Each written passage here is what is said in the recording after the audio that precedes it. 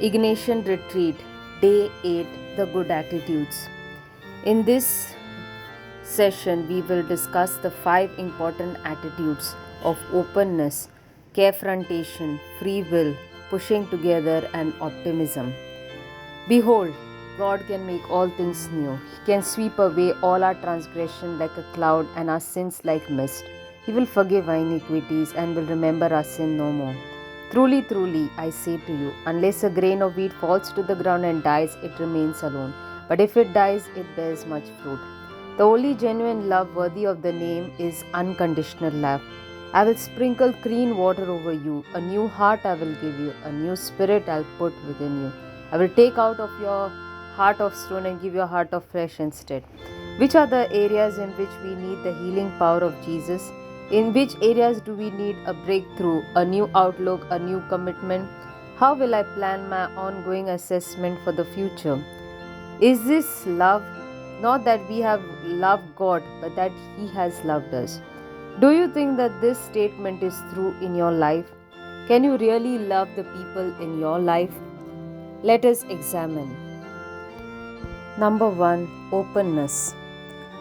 We need to be open to all people. As mentioned in the scripture, Luke 22 verses 61 to 62. And the Lord turned and looked at Peter, and Peter remembered the saying of the Lord, how he had said to him, before the rooster crows today, you will deny me 3 times. And he went out and wept bitterly. Openness is, I have a lot to learn. They are not always like this. People can change. We need to have humility. We need to know that God can work in any person, and we have to be willing to learn. Stop negatively stereotyping people and ask God for a new vision. Why do I get irritated? Rather, accept the responsibility and look at people with a new vision. Today, intellectual mediocrity needs holiness. There are 3 levels to being open. Openness, level 1, is ready to learn from everyone. There's a great deal we need to learn from others. Be open and listen with your heart and your ear. Subject can be the same, but what is your interpretation? What is the method? How it can all be different. Now, Jesus lived in poverty and he had contempt for the world, but he was very humble.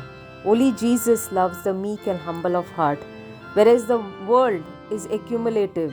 It is more for smartness, honor, and pride. Matthew 11:26. Even so, Father, for so it seemed good in your sight. How Jesus humbled himself before the will of his Father. Openness, level 2. They will change. They are not always like that. Believe yourself that change is possible. It is easy to ignore people and berate their talk. But always remember that people are good and holy. Believe it. Love them as God loves them. Reach out to them. Pray for them. Always remember to love people because they are predestined for eternal life. That is what many of the saints saw, even in the sinners. They loved them for what they were destined to be, not for their present state. The parable of the unforgiving servant is a classic example of what will happen to anyone who does not be merciful to his neighbors, especially in their judgments and views about them. Openness, level 3. No stereotyping of people, culture, education, family background. Accept the other person as a brother or a sister. There are no labels to be given to people. For the Lord turned and looked at him, and he wept bitterly because he felt embarrassed. There was compassion, empathy, forgiveness, acceptance. I would do the same thing. Put yourself in the other person's shoes. Tears of repentance, metanoia, remorse. Whenever the Lord looks at you, how do you respond to it? What is your reaction towards your neighbor? The second aspect is confrontation. Challenging the other to rise to greater heights.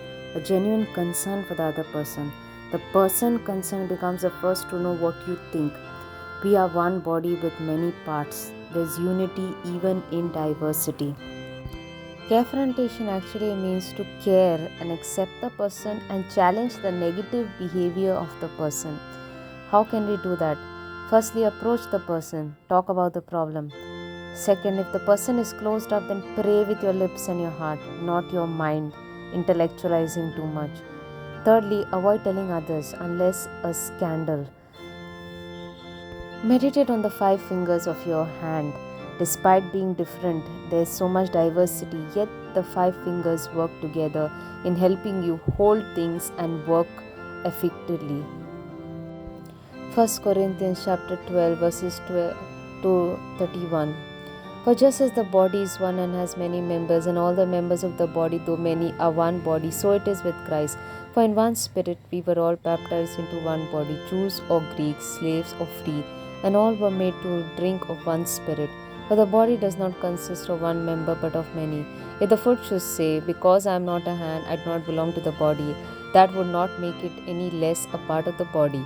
And if the ear should say, because I am not an eye, I do not belong to the body, that would not make it any less a part of the body. If the whole body were an eye, where would be the sense of hearing? If the whole body were an ear, where would be the sense of smell? But as it is, God arranged the members in the body, each one of them as He chose. If all were a single member, where would the body be? As it is, there are many parts, yet one body. The eye cannot say to the hand, I have no need of you. Nor again the head to the feet, I have no need of you. On the contrary, the parts of the body seem to be weaker are indispensable. And on those parts of the body that we think less honorable, we bestow the greater honor.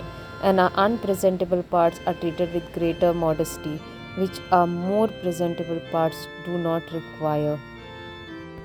But God has so composed the body, giving greater honor to the part that lacked it, that there may be no division in the body, but that the members may have the same care for one another. If one member suffers, all suffer together.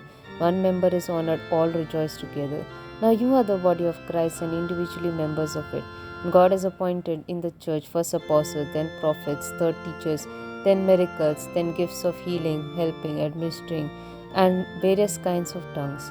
Are all apostles? Are all prophets? Are all teachers?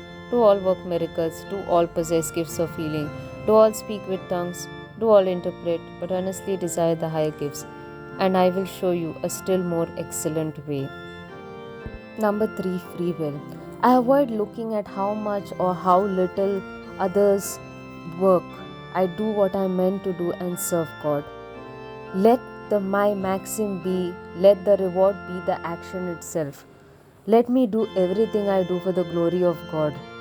Do not seek for money, thank yous, pats on the back, but rather enjoy the action, laughing, sharing, and being fully present to it. Always remember, love does not keep record of wrongs and rights. Love is in loving God and serving Him and being convinced that we are serving God and not man. Avoid taking others or yourself too seriously. Always join your will to the will of God and be convinced that you are doing God's will. That is your joy. 1 Corinthians chapter 13 verses 1 to 13. If I speak in the tongues of men or of angels but do not have love, I am only a resounding gong or a clanging cymbal. If I have the gift of prophecy and can fathom all mysteries and all knowledge, and if I have a faith that can move mountains but do not have love, I am nothing. If I give all I possess to the poor and give over my body to hardship that I may boast but do not have love, I am gained nothing. Love is patient, love is kind, it does not envy, it does not boast, it is not proud, it does not dishonor others, it is not self-seeking, it is not easily angry, it keeps no record of wrongs. Love does not delight in evil but rejoices with the truth. It always protects, always trusts, always hopes, always perseveres. Love never fails, but where there are prophecies, they will cease. Where there are tongues, they will be stilled. Where there is knowledge, it will pass away. For we know in part and we prophesy in part. But when completeness comes, what is in part disappears. When I was a child, I talked like a child. I thought like a child. I reasoned like a child. When I became a man, I put the ways of childhood behind me. For now we see only a reflection as in a mirror. Then we shall see face to face. Now I know in part, then I shall know fully, even as I am fully known. And now these three remain, faith, hope, and love, but the greatest of these is love. In the Gospel of Mark, there are 3 times where Jesus is mentioning about his death. First time, in Mark chapter 8 verses 31, and he began to teach them that the Son of Man must suffer many things and be rejected of the elders and of the chief priest. So Jesus basically did all that he could and left the rest in God's hands. According to free will, I do what has to be done and leave the rest in God's hands. My commitment is to the Lord and not to this or that individual. You need to have pure motives, focused action in your work, and perseverance towards the good and towards the virtues of daily life. Number 4, pushing together. I do not identify with my suggestion. I am more than my suggestion. I know where my authority ends. I cooperate fully with the one in charge. I know only a small part of the whole truth. The other's suggestions could be better than mine. So I need to have an openness and a willingness to learn. John 21 verses 3 gives a beautiful example of pushing together. Jesus already appeared twice and he had given them peace and commission. Now the 7 want to go fishing. Simon Peter said to them, "I'm going fishing." And they all said to him, "We will go with you." So they went out and got into a boat, but that night they caught nothing. So we will go with you, whether in success, failure, challenges, without pointing finger at the other. Even though fish is not caught, they still walk with Peter. Nathanael, when he is aware of himself and God, he is a man with no guile, straightforward, humble, knows the scripture. Yet he chooses to go and see the Messiah. 5th, optimism. Looking at the positive rather than the negative side, never giving up or giving in. Ability to live in the present, trusting in the Lord. Always learn to see the positive side of things, and may this be your attitude in life. Trust in God always. Mark chapter 4 verses 26 to 29, the parable of the growing seed. He also said, "The kingdom of God is like someone who spreads seed on the ground. He goes to sleep and gets up night and day, and the seed sprouts and grows, though he does not know how. By itself the soil produces a crop, first the stalk, then the head, then the full grain in the head. And when the grain is ripe, he sends in the sickle because the harvest has come." So the Lord makes the seeds grow. He is responsible. We need to be optimistic as Christians. You cannot be disciples otherwise. Mark 4 verses 30 to 32 says about the parable of the mustard seed. With what can we compare the kingdom of God, or what parable will be used for it? It is like a mustard seed, which when sown upon the ground is the smallest of all seeds on earth. Yet when it is sown, it grows up and becomes the greatest of all shrubs, and puts forth large branches, so that the birds of the air can make nests in its shade. The mustard seed, just one, but produces such a big shrub. It's a nest for all the birds of the air. See the contrast. Examine your life. How God can use little things to bring big things in the world. Another optimistic parable is the parable of the sower, Mark chapter 4 verses 3 to 9. Listen, a farmer went out to sow his seed. As he was scattering the seed, some fell along the path, and the birds came and ate it. Some fell on rocky places where it did not have much soil. It sprang up quickly because the soil was shallow. But when the sun came up, the plants were scorched and they withered because they had no root. Other seed fell among thorns, which grew up and choked the plants so that they did not bear grain. Still other seed fell on good soil. It came up, grew, and produced a crop, some multiplying 30, some 60, some 100 times. If you carefully analyze this parable, it seems that 75% of the effort is lost. Yet 25%, that is 1/4 of the grain, is like a hyperbole, which grows, multiplies, and produces fruit. Let us journal our thoughts and feelings as they come up as per the 5 points discussed. Let us now compare the previous bad attitudes and the good attitudes. The I know with the openness, the confrontation with the carefrontation, the martyr complex with the free will, the pulling apart versus the pushing together, the pessimism versus the optimism. Let us see which of these vices are within us and which virtues we need to build. Let us conclude by invoking our Mother Rosa Mystica. Mystical Rose, be thou blessed. Mother of divine grace, thou hast given to the whole mankind thy divine Son, Jesus Christ, the author of grace. Mystical Rose, be thou ever blessed. Thy divine Son, when dying upon the cross, obtained grace for us, and thou didst cooperate with him in this when the sword pierced thy soul. Mystical Rose, be thou ever blessed. Thou wert chosen by the Heavenly Father to be the mistress of his treasures, stewardess, and the distributor of all his graces. Mystical Rose, our Mother, turn your loving eyes upon the millions of humankind. We beg thee, we implore thee, we beseech thee. Let all obtain the grace of God through holy baptism, the sacrament of reconciliation, and all other sacraments. Mystical Rose, Mother of divine grace, let us attain to the house of the Heavenly Father, for we are all thy children and the children of God. Look upon my soul, which through sin is so poor and unworthy. Mystical Rose, thou givest to whom thou willest. I trust in thee, I open my heart to thee. Let thy light irradiate my soul. Let thy motherly love with its measureless and pitiful power cause my indifferent heart to glow. Fill me with thy joy, thy humility, and thy peace.